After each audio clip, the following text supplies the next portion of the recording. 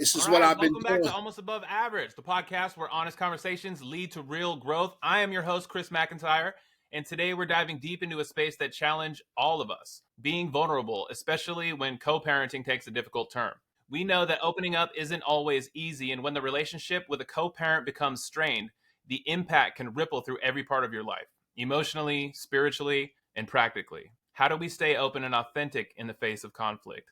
Is there a way to heal or find peace when co-parenting feels impossible? Joining me today is Chaplain Anthony James, a guide for so many who have faced life's tough questions and moments. Chaplain James, I'd like to start with this. When co-parenting goes bad, how can vulnerability help us move forward? Man, well, first of all, appreciate you having me on tonight, this evening, man. It's really a topic that a lot of people stay away from because co-parenting, especially when there's breakups and split-ups and stuff like that, sometimes the parenting is not so good. And the kids seem to take sides when it's like that. You know what I mean? Most of the kids go for the mother rather than the father because most of the time if there's a split up, most times the kids are with the mother and not the father. That kids Yes, typically in America, they typically end up with the mother. Why? for sure. That's because that's just the way it is. And because most men, really, if you're a real man, you don't want to take the kids from the mom. You don't want to split that up. You already made right. Because that's a responsible thing because now it's already a situation. You're just adding insult to injury. It's already injured that you split up already. So now you're adding insult to now you want to take the kids away. And then you got to be careful. The kids came from the mom. Even though we, as the sperm, if it wasn't for us, it wouldn't be a child. But because of the relationship that they had while they was in the womb, you can't just snatch that away. You know what I mean? And so it's hard, man, because I've been through there. I've been with women with children. I have several women with kids. And so every time we split up, there was always a problem because if the miscommunication, if the communication is not good between me and the mother, the kids are going to feel that. And that's what we're talking about. Other than just the mother and the father, what about the children in the middle? You know what I mean? Because we're talking about co-parenting. Co-parenting is two people supposed to still, if you break up, you're still supposed to have responsibility enough to be able to take care of the child, raise a child with each other and help each other out. And a lot of times it doesn't work like that because it's always a one-sided situation, especially when the courts get involved. Right. It sounds ideal. Like, yeah, we should all co-parent with our baby mamas or our baby daddies or right. whatever. But in actual practice, it gets really complicated. I'm going through it right now. I would say that our styles are very similar. So as far as the kids being raised, going through this right now, they're going to be okay. My kids, anyway. But that's not the same for every kid out here. Like every situation is different. And how do you be vulnerable as co-parents in an effective way to raise children when you're not together? Well, without vulnerability, there's no such thing as love. Because we can say we love the children, we love whatever, but if you're not vulnerable, then love is out of the picture. Because you have to be vulnerable to love. You know what I mean? You have to let your guards down. You have to submit unto the child, meaning that you understand what the child is going through, because you can really say, I don't care. I don't have to do anything. We're not together anymore. Don't tell me what to do. Don't tell me when to pick them up, how to pick them up. Don't tell me how to spend my money with them. You see what I'm saying? But being vulnerable is saying, you know what? I understand. I know that because I'm going to tell you like this, how God looks at it, if we can go there. How God looks at it, when Adam and Eve was in the garden, right? Eve supposedly ate from the tree of life, right? He didn't say anything to Eve. He said, Adam, where are you? So even in the split up with the breakup of the man and the woman, God is looking at the head, the man. He's saying, you're responsible. Something went wrong. Why did you fall? Why did you break? You know what I mean? How come you weren't taking care of your responsibilities and making sure that Eve didn't eat the apple? Right. And then in this term, you with the woman, okay. Interesting. Right. And you broke up. So now God is not really looking at the woman for the breakup. Mm-hmm. He's looking at the man. He's saying, what happened? What happened? You didn't see this coming? Were you leading by example or was she leading? Right. You see what I'm saying? He let his Because guard down. sometimes, right, because in most families, in most situations, I know a lot of times the woman on the inside, the man, everybody has a part to play. But if you're not leading and you're always sending a child to the mother to get from the mom, then what is your responsibility? You know what I'm saying? And so a lot of times it breaks and the man's like, oh, okay, whatever. I'm going to do me, you do you. But guess who suffers from that? The kids. Not just the child, the whole family. The whole family. And so that's just the way I am. I've been separated from women that have my children, and man, it's been nasty, man. Yeah. It's been nasty. Oh, they want to take you to court. They want to do everything to you. They want to keep the children from you. And really, verbally, they don't even have to say nothing bad about you. They can just cry and show emotions to the children. Guess what the kids are going to feel? They're going to say, Daddy did something wrong to mommy. Dad, you're out of control, Dad, because mommy's crying. She's upset at you, so now we're upset at you. You see what I'm saying? Yeah, and that becomes a learned behavior that they take into their adulthood too. But there's a right and a wrong way. Like when you said that you went through it, going to court and all that stuff, I have also. And during that time, I kind of felt the same. Like I was blaming her. I didn't take any responsibility during that time. It was very easy to look outside myself and blame everyone else for everything that was going wrong in my life. But during that time, now that I have some sobriety and some clarity and I look back at it, I can confidently own my mistakes in that and kind of take away the teeth that I used to throw at her back in the day, because I have to own some of that too. It takes two to tango. You know what I mean? Like, for sure. Yeah. When I think about it, it was definitely a two people thing, Right. And it can also be a double-edged sword. You know what I mean? Because the kids are going to lean towards the mom. I don't care what you do, how much you do for them, how much you love on them. When they see the mother in trouble or in distress, automatically they're going to lean towards the mother, towards the women. And I don't have any problem with that. So me, as the man, as the father, even though I had to go to court and there was a bunch of stuff going on, I still remained responsible. I still took care of my responsibilities. I always used to tell my kids, I may have left the house, but I didn't leave your life. You know what I mean? And so, but that's tough though, because sometimes you want to be around your kids and you really can't when you want to. And so that's another situation. And so thing with the children too, like when you go from I'm just going to speak from experience right here. When you go from a house where you all live together, you kind of absorb the child's responsibilities. Like, okay, you take this one, you take that one, you pick that one up, you do that kind of stuff. Right. Once that is broken apart, it becomes really easy. Like I live in a completely different place. It doesn't make sense for me to drive there, pick you up, and continue doing the same things I was responsible for. So after the separation, the responsibilities, they have to change. Like sacrifices do have to be made because one person out of a relationship has to figure something out. One person usually. Right. And so that's why I named it being vulnerable. You have to be vulnerable when things like this is happening, because I know a lot of men that don't deal with their kids now because of the breakup, because of the fighting with the mom and all the disagreements that's being had. And some men are like, you know what? The heck with this, man. I'm not going to stress out. If I got to chase you down to be around my children, then you know what? You do what you got to do with them. And then that's a kind of a messed up mindset when you turn into something. And I can see that. No, I actually see that too recently, like thinking I can get inside the head of a man that walks out on his family and never talks to him again. Not that I want to do that and never would, but I can understand it from a woman. Like some of these women out here, they can put you through some paces. It's just like, yo, it is bad for my health to be with my family right now because she makes it horrible. I'm not saying I went through that, but I've seen situations like that. Yeah. And stress is real, man. And when you're going through things in life, man, everybody's not as strong as another individual.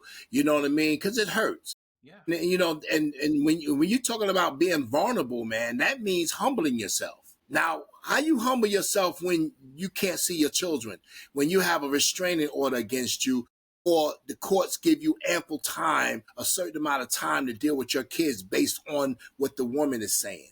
You see what I'm saying? You have to be a humble person, and to be vulnerable, to say, you know what, I'll deal with it because I'm not going to allow her to make me change the way I feel about my children, to change my actions toward my children. But I've been there too, where I was like, man, the heck with them, man. And it's like almost the kids are listening to the mother. Like, you know what I do for you. So now you're going to take sides with your mom. See, it comes that too now. It comes out too. So that's what I say, being vulnerable. You have to be vulnerable and not think about yourself and be selfish and say, you know what?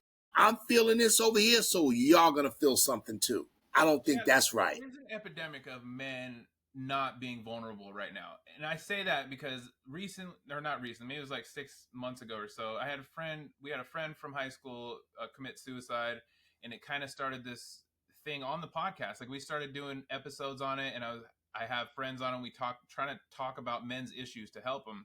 And being vulnerable is the key to how I see healing yourself. If you're suffering from trauma, everyone does. Everyone has childhood trauma. For sure. We all have to find a way to deal with it. A lot of us choose drugs and alcohol, or women, or food, or, but we all have to deal with it in one way or another. Getting men, at least at my age, 42 years old, getting the guys that I know around my age, and we're trying to create a conversation about being vulnerable, but it's impossible to be vulnerable as a man, it seems like. Like, we can't do it. And you can do it, but you can do, well, it's a mindset. It's a mindset. But it just, like, the people around me, it seems so foreign and hard. But this is why we're on here. So we're letting people know that it can be done. Right. You're going to go through, you're going to go through ups and downs and mental gymnastics. You're going to go through hurts. But see, one thing, what keeps me is my spirituality. I don't pick it up and put it down. I stay with it.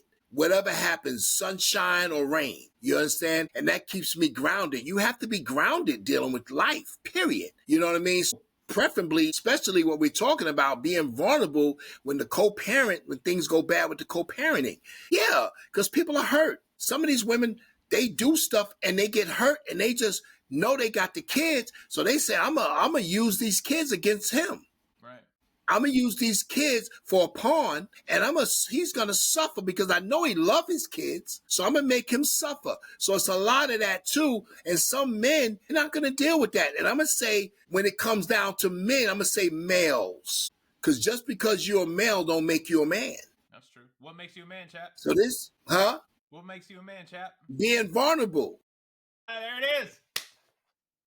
Right on. Yeah. Being vulnerable, that makes you're becoming a man, because these are the issues that back a day and go to the gym and beating up. Nah, that's a boy. No, that's a boy. Because that's going to cause you problems. Amen. And then when you get old enough and you still have those issues, what happened? What have you resolved? Nothing but problems. Right. So we all have been. But once you tap into the manhood of things, you start seeing things a little differently. You start saying, you know what? Imagine me being hurt, but what about my children hurting right now? Who cares about their mental health? You know what I mean? Who cares about the woman's mental health? Because I help mess that situation up. So I can't say the hell with you and the kids. I got to say, God, forgive me for dealing with this type of stuff and now leaving. Because really, when I got married, it was for to death do you part. That's what I thought. So, right. But at the end of the day, the reality of it is, okay, I'm not going to put up with this crap anymore. I'm going to leave. If I can't get my way, I'm out of here. You do what you need to do. I do what I need to do. And guess what? Who gets slammed in the face? The kids. And the whole family unit is broken. Right. And here comes Satan with his suggestions. Oh, yeah. Well, who did this? Why did you say that? Or you should have, Satan comes in your ear with all that other jazz. And then you say, oh, man, and then you feeling some kind of bad. Now you want to go get a drink. Yeah. Now you want to go smoke. Something to hurt your family. Like. Right. Because that's what you're doing. Go ahead. The more you go down, the more you hurt in the family. Right. The more you strengthen, the more you get strengthened, even in the situation, the process that happened, the more you can come back and help. But the more you put yourself down on yourself, like myself as an example, I'm still doing all the habits that I think will lead to a good life, like my physical, spiritual, mental. Those things Right. are built into every single day. So even if my day is horrible after those things or before those things always take place no matter what. So even if I have a horrible, horrible day, my wife left me, I just lost a contract or something happened horrible, I still have a way to deal with it. I'll still be sad and pissed off and upset and all of those things, but I'll have that instead of going to pick up a drink or going to grab a cake or whatever. Right. Because you got a foundation. Right. You have a solid foundation, and it's a spiritual with God foundation. And whatever storm comes, a lot of times, and most of the time, not all the time, but most of the time, we create these storms. Right. Right. Right. We create these storms. Right. And then all of a sudden, when it breaks, when everything tears up and shipwrecks, we place blame either on ourselves or on the next person. We place blame. We don't say, okay, what part did I play? Let me try to work on me. What am I supposed to learn from this? Right. What lessons can I learn from what took place? Because it's easy to go crawl in the corner and feel bad about yourself. That's very easy to do. Oh, yeah. It's so easy to a lot of people do it every day. And who's gonna start saying, well, you know what? Man, I know I did I said some crazy things. Now, it didn't take, that's just giving you an analogy. That's just like somebody getting into debt, right? For 30 years. And then all of a sudden, they want God to get them out of debt in a day. Yeah. No, it's not going to happen. It took a while for the breakup to happen. Right. Yeah, but some people think like that. But it took a while for the breakup. The breakup didn't just happen. It's been a long time coming. So when the split comes between two people, it's been happening for a long time. It's just been in the head. It's been, oh, well, I'm going to leave him or I'm going to leave her. You know what? Blah, blah, blah, blah. And then all of a sudden, one day, is to say, you know what? I'm done. Yeah. That didn't happen overnight. That is going to blame God or expect God to fix something like that. That type of thinking has been over a long period of time of bad decisions, really. Right. For sure. Yeah. For sure. And we constantly blame. We quick to blame, but we don't put the responsibility on ourselves and say, you know what? I messed up. I made some bad decisions. Mm-hmm. We go deeper down the rabbit hole and say, you know what? It was her fault. If she would have did this, if she wouldn't have did that, if she wouldn't have instead of saying, I made this happen. I made this decision. Because here's the deal. Again, God is not going to, when judgment day comes, two people are not going to get judged for the wrong. It's the one person's going to get judged for what they did, not for what the other person did. You know what I mean? God's not going to say, well, huh? Do you know who Jocko Willink is? Jocko Willink? Refresh my memory. He's like an ex-Navy SEAL, and now he's an author and a content creator. Okay. He wrote this book called Extreme Ownership, and I read it. And the concept of the book is awesome. It's pretty extreme, but it's if I can take responsibility for everything that goes wrong, everything. Like if I can legitimately blame myself for what happened in your bad day, then that puts me in a position to create change, to fix it. You don't have to put the blame on you about everything, but it's a way to take responsibility about everything. It's like, no, that was my fault. What can I do about it now? Like own it real quick. Whatever it is, especially if you're in a situation where someone's going to look to you for guidance. If you own it, then you can at least make a change. And the book is really great. It goes into depth on that, but right. It kind of reminded me of what you were talking about. Right. And I went to a training yesterday, an 8-hour training, mental health first aid. They just started it's been started for a while, but I'm certified. It's called Mental Health First Aid. What does that and entail? It entails being able to listen attentively, being able to, if somebody's in crisis, being able to identify the crisis that they're in so that way you can be an assistance to them rather than just like I'm a peer support specialist, meaning that we have to learn how to identify the problem. And the problem can be you. Yeah. You see what I'm saying? And a lot of times, a lot of times we project because we don't want to take responsibility. Right. You know what I mean? Just like Adam, okay, using Adam again, Adam and Eve. When God came in the garden, he said he was in there garden already. He said, Adam, where are you? He didn't say nothing about Eve. He said, Adam, where are you? Where are you at? Adam was hiding with fig leaves on him and started blaming the woman for everything. But I believe if the man lead by example, then the breakups wouldn't happen so easily. If the man is leading, not the boy, because the boy can't lead. Only a man can lead by example. If you're a boy in a relationship, and I was a boy in 2 of my marriages, I was a boy. I didn't have no business even being married. I didn't know what marriage was. I wanted sex and I wanted to feel good. That's not a man. That's not a man. So when I came up against those problems of being a man, I lost it because I wasn't there. Right. There's an interesting concept. I want to know in the comments, ladies, how do you guys feel about the man being the leader in a relationship? Like, that's traditional. That's biblical, right? The man being the head. But in 2025, right, there's been a lot of powerful women's movement. So I want to know genuinely what you guys think. You know why? That in the comments. What's that? Right. You know why it's been that way? Because men, they're boys. They're not, listen, a woman, like when we are young, right? Whenever you played house before when you was young, right? Have you? Yeah. Okay, so check this out. I played house too. And the woman, most of the time, when they have the baby dolls and stuff, they want to have a baby and be married. We're not thinking about that. We're like, man, I'm married. The women are also teaching that to themselves. They can't not do that. You know what I mean? They're training immediately as the baby's born. Every woman is training another mother as soon as the baby, you have to. Yeah, but the way women think, the way they do things, you know what I'm saying? They multitask. A lot of men can't multitask. Mm-mm.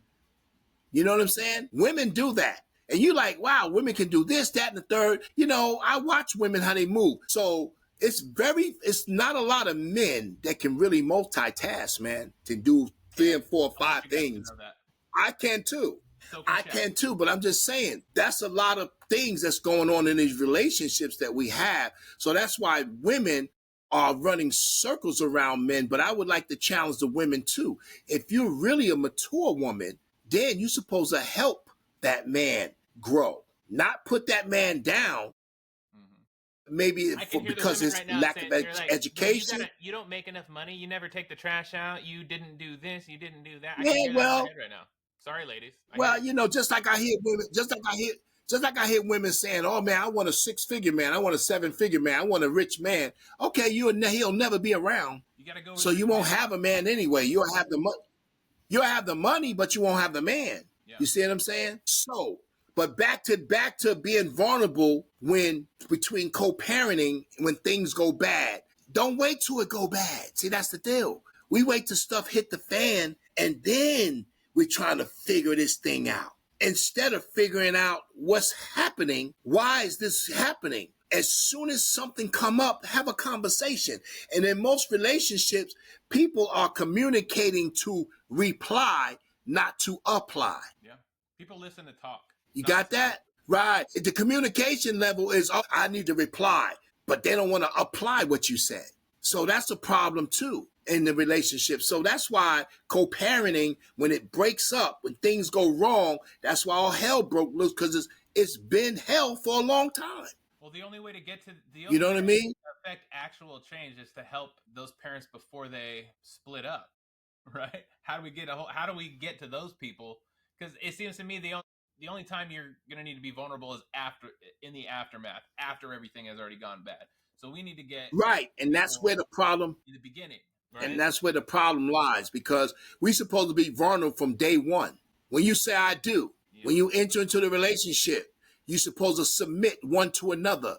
You know what I mean? Some people are not submitted to each other. They're not. That's where the problem comes in at. We do our own things, and there's little white lies that go on over time, and those things, they just keep collecting, and they don't matter because you don't want to talk about it. It's been so long, and now you're dishonest. Right. You have a dishonest relationship. Same for her, right? She's got a bunch of stuff. For sure. Told you, and there should be an acceptance of those things. Like, you should have your secrets. I should have my secrets. Those are okay to have. But they shouldn't. My secrets are none of your business, and you should respect that, and vice versa. Like when you're young, there's no way to you can't understand that concept. Not when you're young, but even now, man, even what you just said, secrets. It shouldn't be no secrets in a marriage.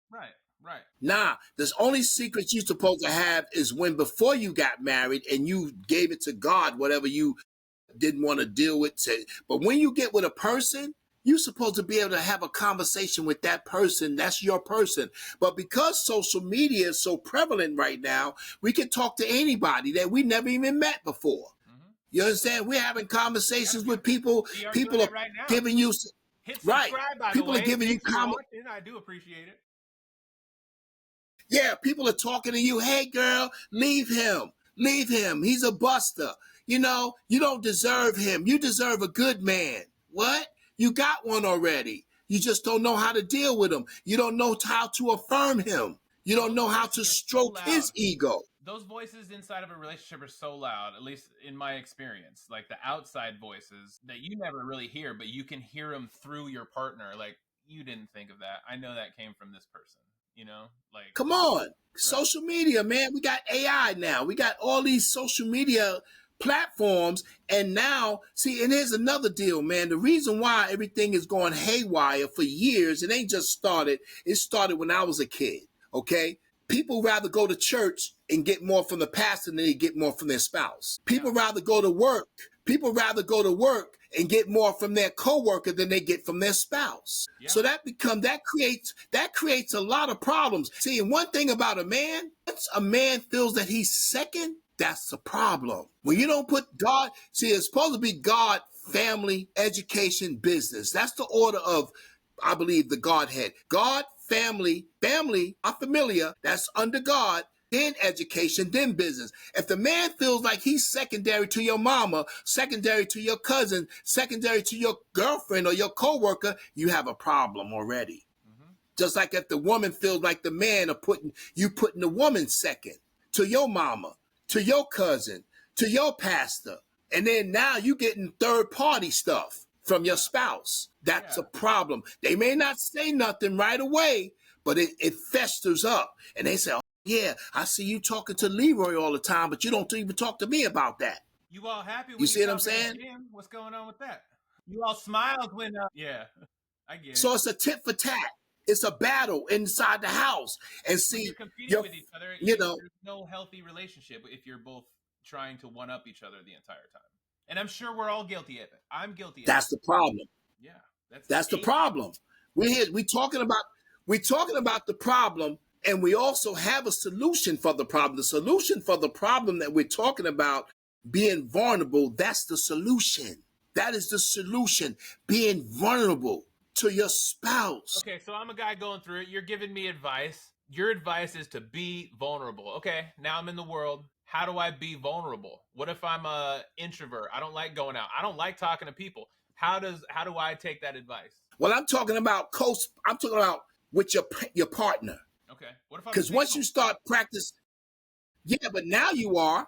But I'm saying when you was inside of the relationship, if that was happening on a regular basis, then you probably wouldn't be in a situation now, because what's happening is and sometimes people take kindness for weakness. We know that. But being vulnerable is you're good in your own skin. This is just who you are. You're saying, I'm going to be true to myself. I'm going to be true to myself, so then I can really be true to you.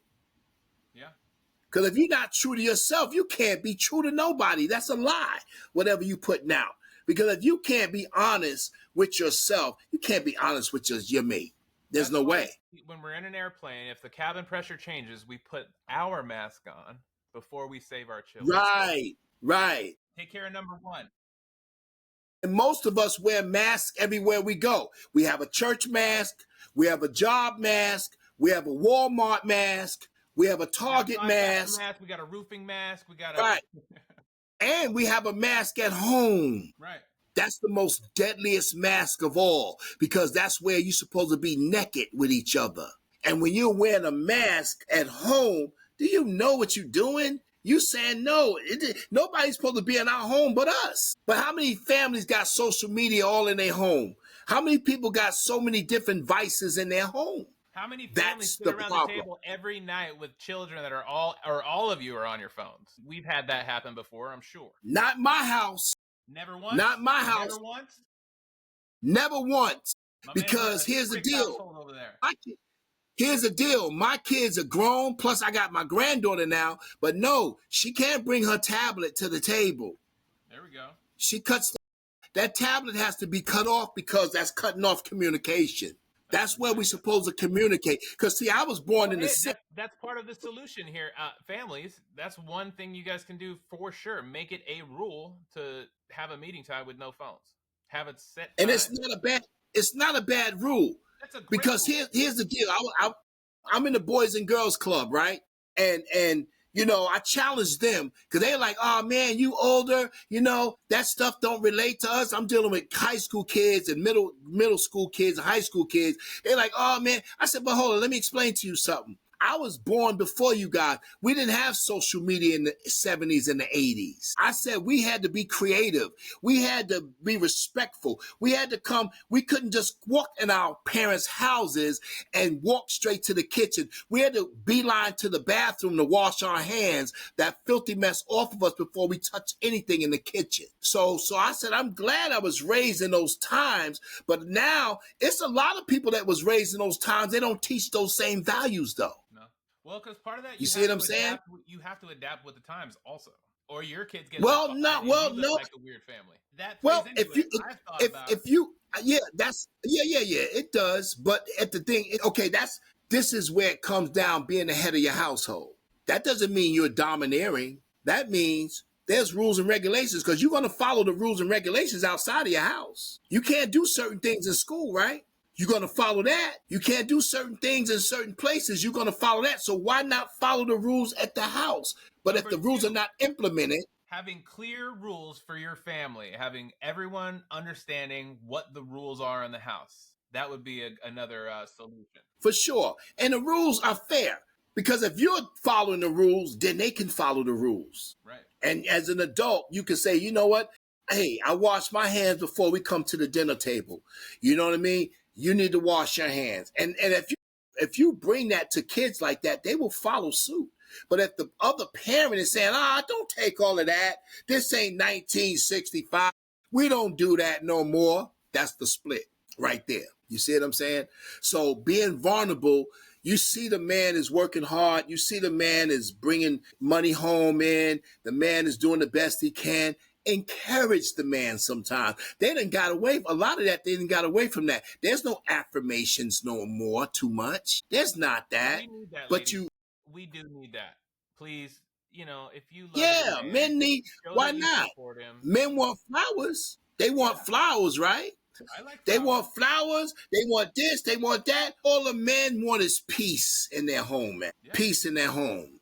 I'd agree with That's that. That's it. You give a man peace. Hold up. You give a man peace and give him a piece of some every now and then. You got a good situation going on. Pay attention. Empire I build that woman. But you know, again, this is not pointing the finger at the woman or the man. This is about the family structure.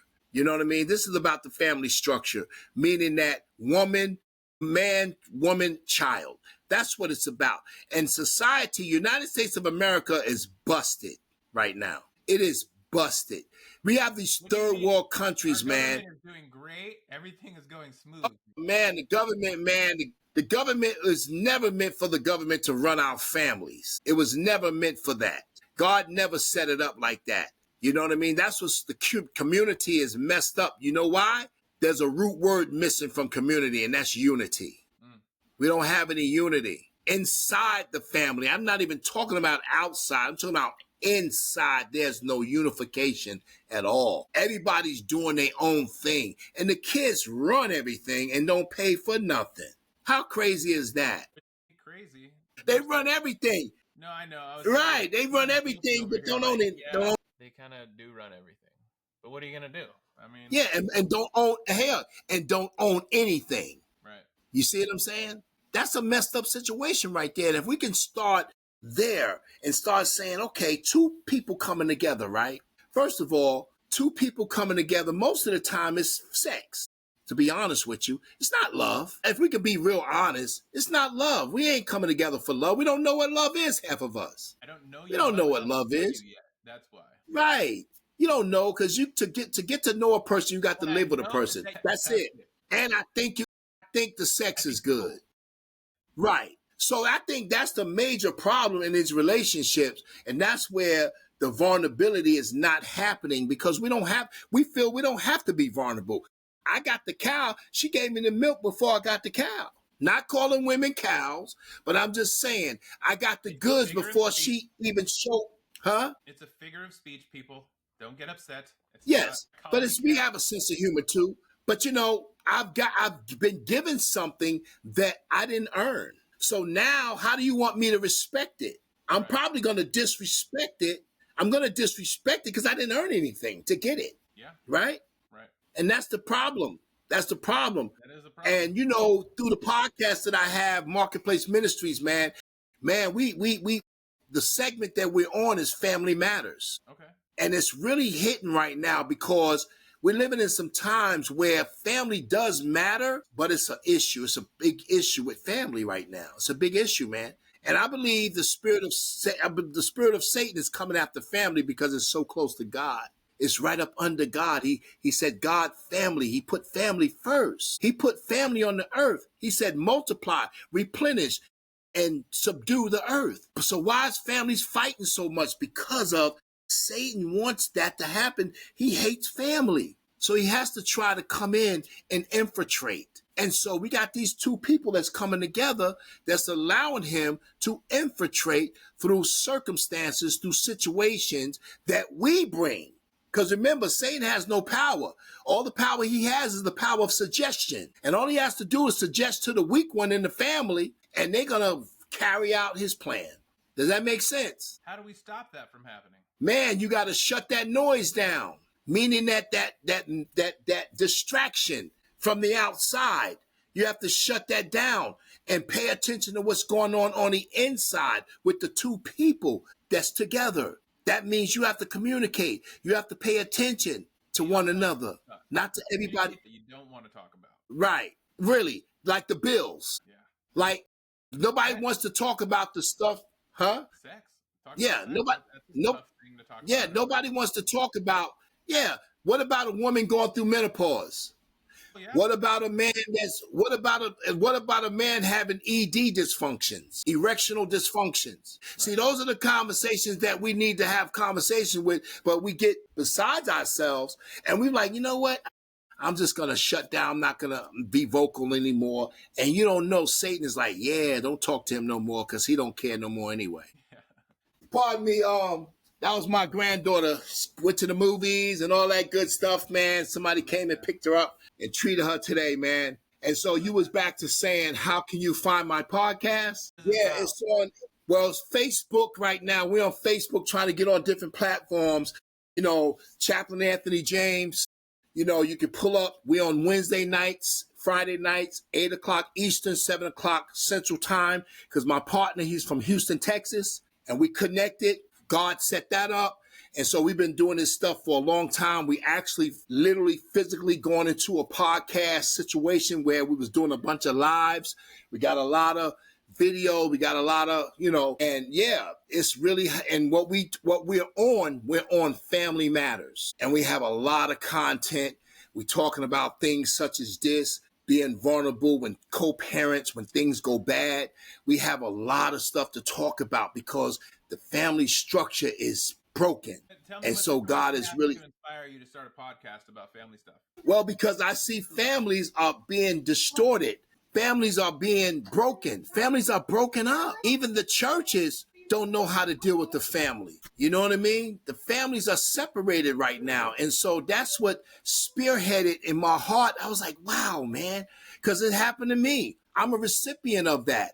Going through 2 divorces, man, having split up kids and, mixed families and all that stuff, man.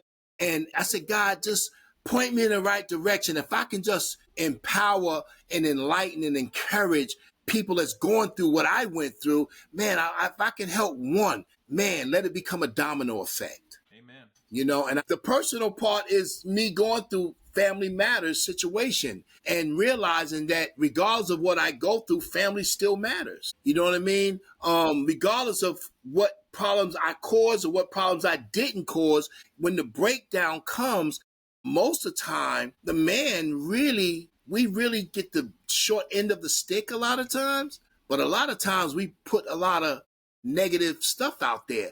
And I'm not, women, it takes two. It takes two to get into it. It takes two to get to say, I'm done. You know what I mean? But me going through what I've been through, yeah, it was hurtful. It was embarrassing. You understand? Having to get my kids on the weekends and only spend the weekend with them, and, things like that. And the woman, we don't talk. We had no communication, but once upon a time we was there. We was good for each other. We was doing good. And all of a sudden we allowed things to escalate to, I guess it happened for so long, we didn't pull it back the way we were supposed to. And that's where the split came. And then I used to blame the women. I used to blame the women all the time. Like, man, you did this. Man, if it wasn't for you, da da da da da. No, and then I didn't look at myself. And then I started examining myself, saying, Pat, what part did you play in that? Man, you could have been a little bit humble. You could have been a little bit nicer. You could have even spoke a little decently. I was going off, man, because I was upset. And I'm going to tell you something about this mental health, man. A lot of times, you see, when I was coming up, most people say, oh, trauma, PSTD and all that stuff, PTSD and all that stuff. Man, a lot of this stuff we bring on ourselves, man. Because we're dealing with mental anguish and we're dealing with hurt. We're dealing with all this stuff that pushes you, right. And all of this stuff can push you into that. You can have a nervous breakdown. You know what I mean? Because stress is a silent killer. Mm-hmm. And then once upon a time, a lot of men, we don't know how to handle stress. Because there's some good stress and bad stress. You could be stressed doing a job, but you're doing a good job. But then you can be stressed when you're angry. That's not a healthy stress right there. That's a negative stress that will take you out of here. And so we carry these stresses on, and then we can't deal with it, so we project onto the next person. So don't do that. And so that's what brought, I'm telling you. And that's what brought me to this podcast. Right, but that's what brought me to this podcast because, this is what I do Wednesday. I've been doing this for 7 years now. And I got some followers, but at the end of the day, I don't care about followers. I'm trying to help one person. If I can get through to one person, just like the Bible says, Jesus said, listen, it ain't about the 99 that got away sheep. He's looking for the one. If he can get that one, then that one can cause a domino effect for the other ones. Because it's all about testimonies, because that's what I'm telling right now, my testimony. You know what I'm saying? My testimony is that I made a lot of bad decisions. I don't believe in mistakes. I made bad decisions and didn't know the consequences from my decisions. You know what I mean? The consequences was brutal. I got divorced twice, lost houses, lost some cars, and lost some things. And it wasn't so much about the things, the cars, because I could get that back. But you can't you can lose your sanity and go crazy if you're not careful. No, you can lose your way. There's some things I could tell my younger self when I was also divorced twice to the same person. But we went through maybe 6 years, 7 years of just battling. And if I could talk to myself back then about to get involved in that, the advice I would give me would be, it's not that big of it's better if you do leave and stay gone.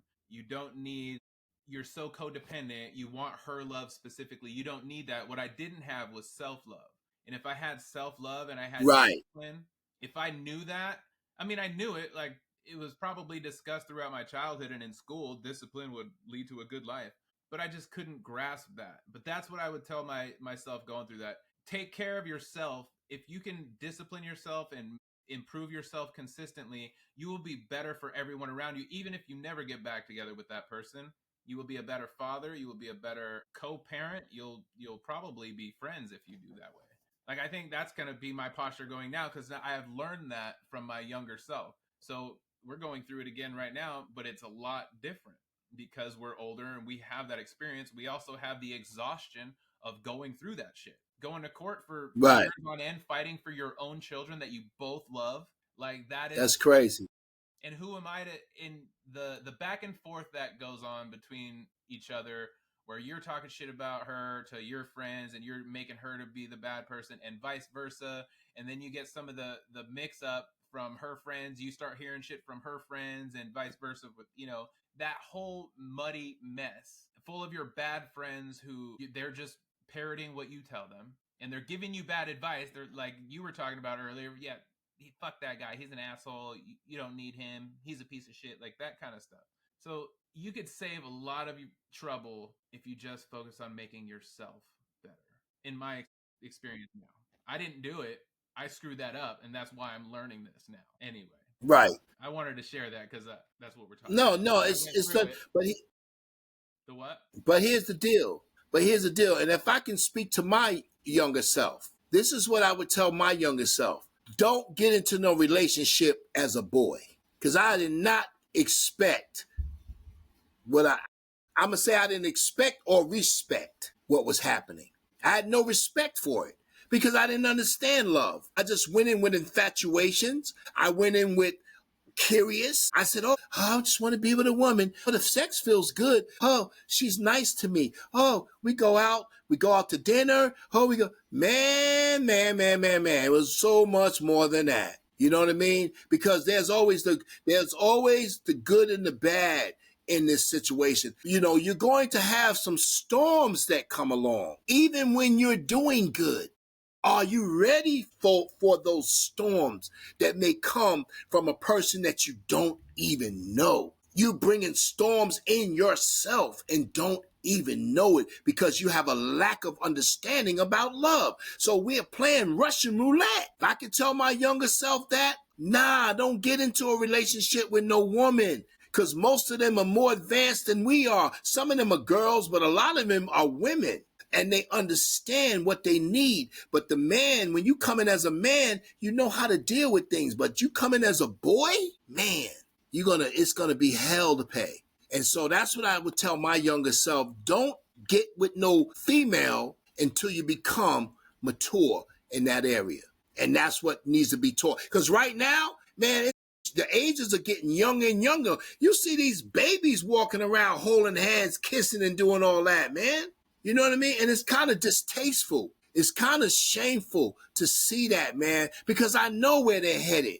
They're headed for a crash and they might burn. You see what I'm saying? So it upsets me when I see that. I'm like, wow, man, I know what I've been through. And it's not just based on me. It's based on the inability to love someone because you can't even love yourself yet.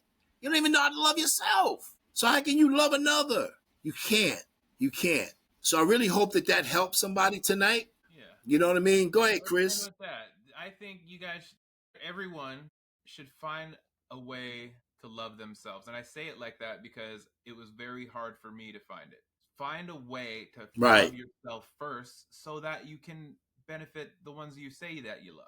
All right. And I'm Chris McIntyre. This is Almost Above Average. Thank you so much, Chaplain Anthony James, for coming back on. I'm sure we'll do this a bunch. I'll also link to your podcast in the show notes so people can find Chaplain Anthony James and listen to, what's it called? It's called Family Matters. It's really, my podcast is Chaplain Anthony James. It's just Family Matters. That's a segment that we on right now. And find it, get connected.